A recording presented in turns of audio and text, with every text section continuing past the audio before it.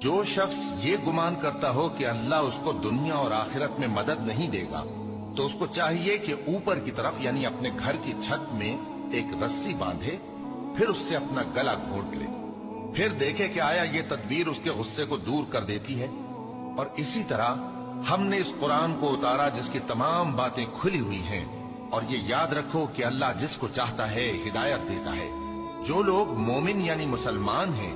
اور جو یہودی ہیں اور ستارہ پرست اور عیسائی اور مجوسی اور مشرک، اللہ ان سب میں قیامت کے دن فیصلہ کر دے گا۔ بے شک اللہ ہر چیز سے باخبر ہے۔ کیا تم نے نہیں دیکھا کہ جو مخلوق آسمانوں میں ہے اور جو زمین میں ہے، اور سورج اور چاند اور ستارے اور پہاڑ اور درخت اور چوپائے اور بہت سے انسان اللہ کو سجدہ کرتے ہیں، اور بہت سے ایسے ہیں جن پر عذاب ثابت ہو چکا ہے، اور جس شخص کو اللہ ذلیل کرے